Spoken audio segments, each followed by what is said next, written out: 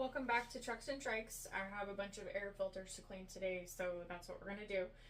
Racing three-wheelers and even riding three-wheelers in the woods is a dirty business, so they do get dirty, and then when they get dirty, they get a little bit clogged up, which means they don't get the same airflow that they did before, which means your jetting's not the same. So it is important to keep your air filter clean and happy. So the first thing we're going to do is look at them so we have a good before idea.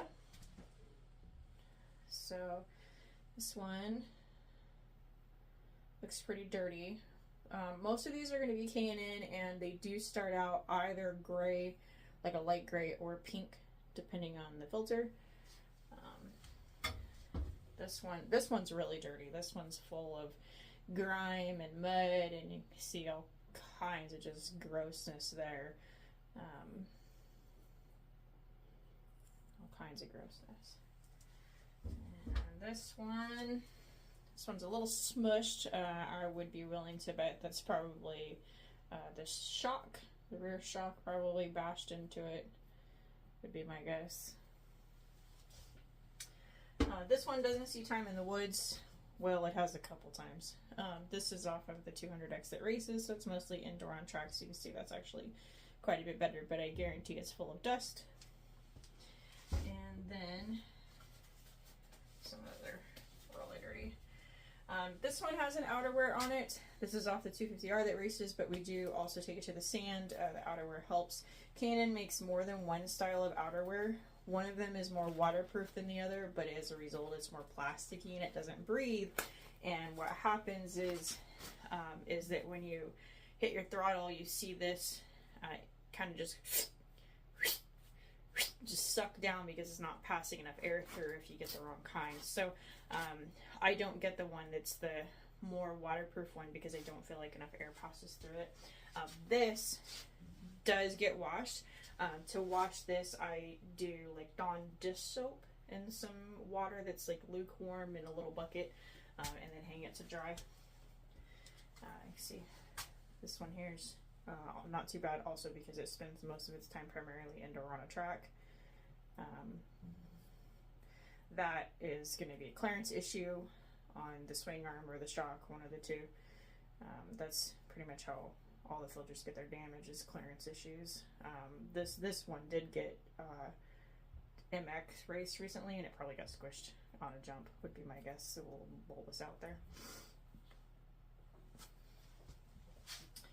Okay, so we're going to get set up to clean these, and one of the things that you want to have is a towel that you don't care about that can get run through the wash later, but is not like your fancy guest towel or something. So what I use is this K&N Power Clean. It's a K&N filter cleaner. Most of our filters are K&N filters. It's pretty easy to use. It's basically spray it on and wait 5 minutes and then rinse it off. I don't oil my filters. If you do, that's fine. With the circumstances that we run in, the oil, dirt gets stuck on it and it makes kind of a mud that's difficult to clean off and also doesn't allow a lot of air to pass through. Some people think oiling is the way to go. That's fine if that's what you think. I just find it more difficult for me to deal with, and so I choose not to oil them. But again, if you do, that's fine. K&N recommends you oil them, so keep that in mind. But again, just some filter cleaner. So we're in our wash basin here. We're going to start with our forged filter.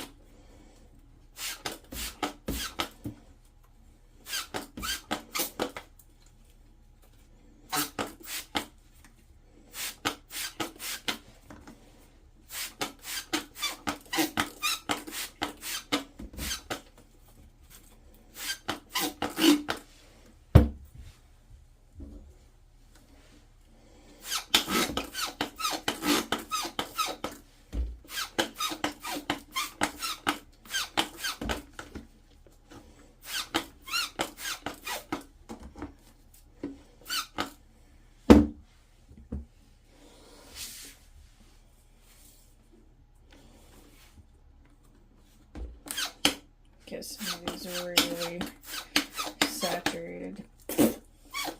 Bounce back up into my mayo. Doesn't taste very good. Okay. Now I'm going to get some lukewarm water going and rinse these out. Okay, we're going to start rinsing these, and you might be thinking, why doesn't she take the hose clamps off? Well, mostly just because I don't want to lose them.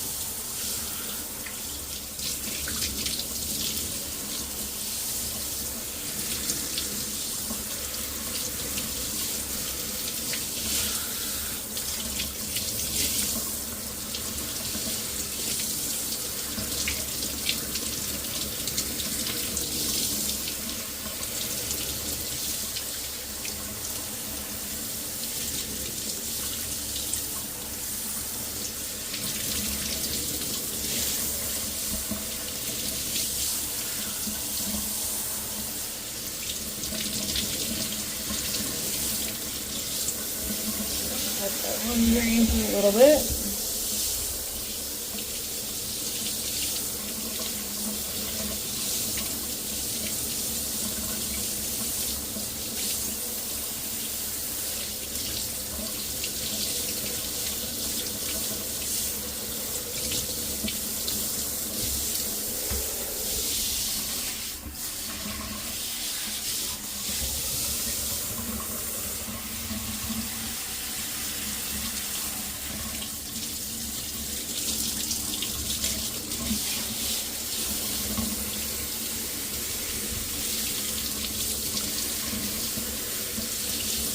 You might also be thinking, oh, my wife's going to kill me if I wash filters in the shower.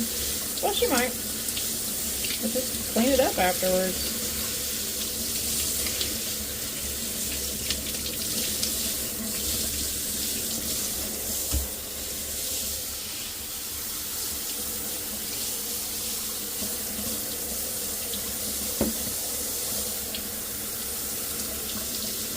I wash a lot of carpets in the shower.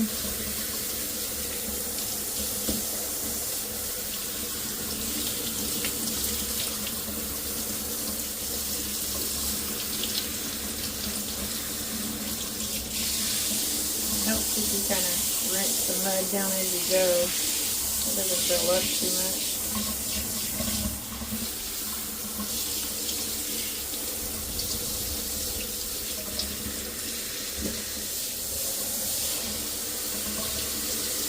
See all that pink coming out?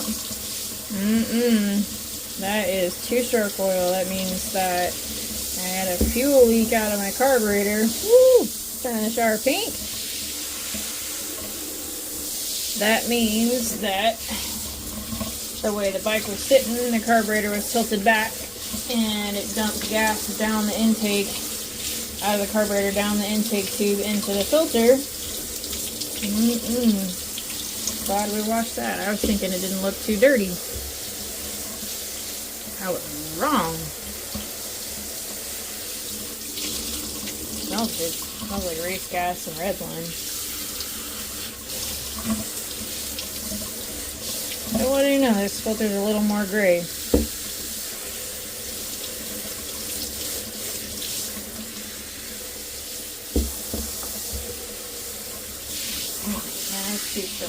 Everywhere.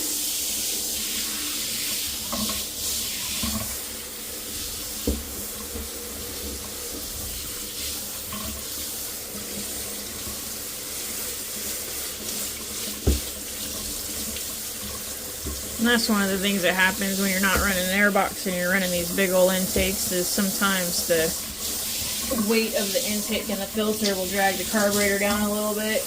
It's hard to get them mounted up high enough that they're not at a point that the fuel runs out of the carburetor like that.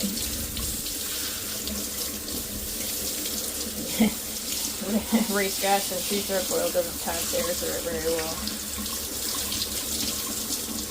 Alright, I'm gonna get these rinsed out a little bit more here. Okay, we talked about that towel that you don't really care about. This is why. Just because they're clean doesn't mean they aren't going to continue to drip dirt and oil and things like that, so you don't want to use a super nice towel. But keep the towel around because you're going to need to clean the filters again. It will take usually a couple days for them to dry.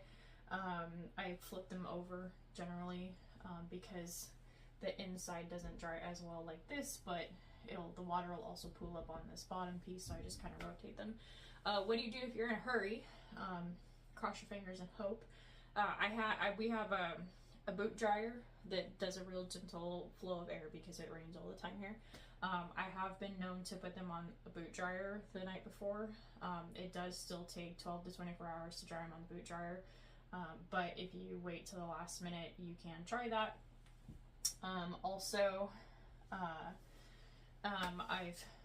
They've gotten rained on in transport on the trailer, and especially if you have a uni filter like a foam filter, they'll just soak up the rain.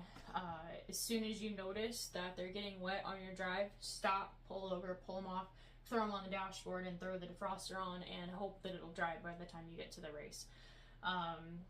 That's about all I have for as far as getting it done quickly, but really it's just better to try to plan ahead because they do dry. You don't want to dry them. You don't want to use like something harsh to dry them because you'll bust the little papers out. They're kind of fragile in there, so you want to just let them dry. So anyway, thanks for watching, and I hope some of that helped somebody. Until next time.